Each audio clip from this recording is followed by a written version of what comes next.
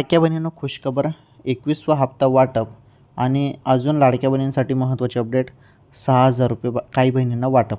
आता महत्त्वाचं 21व्या हप्त्याचे 1,500 रुपये बोललं जात आहे. 3,000 रुपये, परंतु आपण 21व्या हप्त्याचाच 1,500 रुपयेचा हप्त्याबद्दल बोलणार आहोत. कारण 3,000 रुपये मिळतील की नाही हे तर काही कन्फर्म नाही, अधिकृत माहिती त्या संदर्भात आलेली नाही. त्यामुळे तुम्हाला 21व्या हप्त्याचे 1,500 रुपयेच मिळतील. 6,000 रुपये कशाचे मिळतील मग?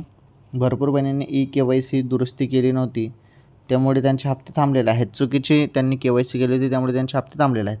तर अशा बहिणींचे आता थांबलेले सर्व हप्ते मिळणार आहेत.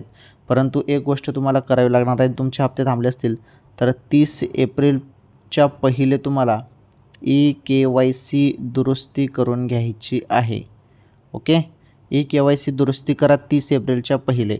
मग तुमच्या खात्यामध्ये जेवढे पण तुमचे थांबलेले हप्ते असतील, मग तुमचे 4,500 राहू द्या किंवा 6,000 राहू द्या, जेवढे पण तुमचे हप्ते बाकी असतील, पैसे बाकी असतील, ते तुमच्या खात्यामध्ये जमा होतील.